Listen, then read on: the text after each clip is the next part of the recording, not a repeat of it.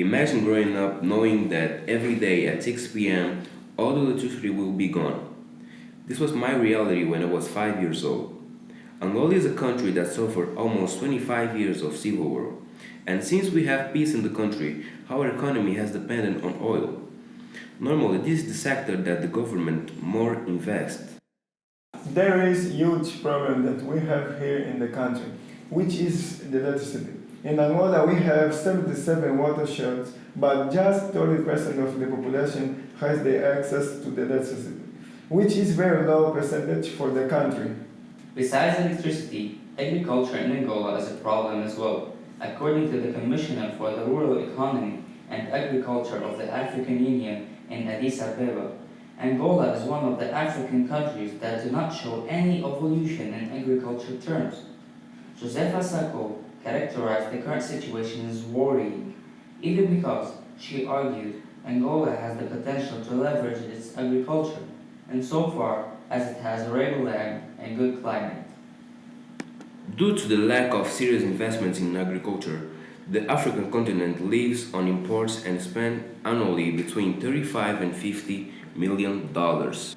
After a brief presentation about the problems that we face here, let's talk about our project and how it works. Basically, our project is about the benefits of dams and nuclear power plants for Angola. But before all of that, let's understand better what are dams and nuclear power plants. Dam is a barrier that stops or restricts the flow of the water or underground streams. Dams are often used in hydropower in a way to generate electricity. A dam can also be used to collect the water or for the storage of the water, which can be evenly distributed between locations. And the nuclear power plant is a thermal power station in which the heat source is the nuclear reactor. It is a typical of thermal power stations. Heat is used to generate steams and drives a steam turbine connected to a generator that produces electricity. The aim of this project is to show that we can make an underdeveloped country like ours evolve, not only economically, but also in ecological and technological terms, in the handling of resources and in the use of energy. Our aim is not to use nuclear weapons, even because they are destructive for the environment, and one of the main things that we want to prove is that using this type of energy, we would help a lot in the country ecological control and resource use improvement, as well as the creation of the new energy sources in the country. But how does our project work? The water will leave the dam and go to the nuclear power plant by underground water pipes to access the nuclear process through which the reactor passes. There will be water reservoir with two recipients, which means that in the addition to the nuclear power plant, the water from the reservoir will be used as well for the agricultural plantations near to the nuclear power region. The machines used for planting food will be fed with the nuclear energy produced by the Lauca nuclear power plant, thus generating a multifunctional project that will not only help the national economy, but also the production and efficiency of the use of resources and energy source. Like almost everything in the world, nuclear power has its advantage and disadvantage. But if we take a look to the main advantage of nuclear power is the non-use of fossil fuels. Considerably in the past, nuclear energy has gradually been advocated by an ecologist named James E. Lovelock for not generating greenhouse gases. This ecologist advocates a radical turn towards nuclear energy as a way to combat global warming by arguing that particularly areas contaminated by nuclear accidents such as Chernobyl region become from perfect ecological parks with fallen wild nature. Since 96% of the nuclear fuel burned is made of natural uranium, much of the fuel used in nuclear reactors is reprocessed at reprocessed plants such as the Urenco Group. The reprocessing is aimed to enrich the exhausted uranium, making it possible for it to be used as a fuel again. With the nuclear power plant, we also get artificial satellites. They may seem to have nothing to do with the ecological world, but They are important for the weather forecast and they help us to avoid disaster and natural catastrophes.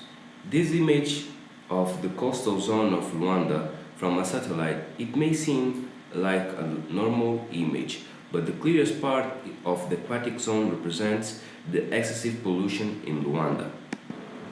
These waste come from a river, the Kambamba River. The river passes through a large part of Luanda as water is very polluted. The government of Angola rarely talks about the current situation of the river and how dangerous it can be for the biodiversity and the environment. It is an imminent danger because of the pollution. Many insects, such as flies and mosquitoes, appear and can cause diseases like malaria for the city's population. Another big problem is the island of Mosul. This island is on the south coast of Rwanda, and the polluted waters of the Kamama River also encompass. Musulu's Peak is the home to the Musulu Bay that houses three islands in its interior, being the island of Padres, the largest and the best known. It is an area very frequented by the tourists and locals.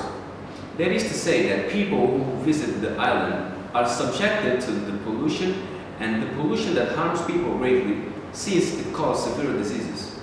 An ecological plan will greatly help the island by eliminating the toxic waste and cleaning the island.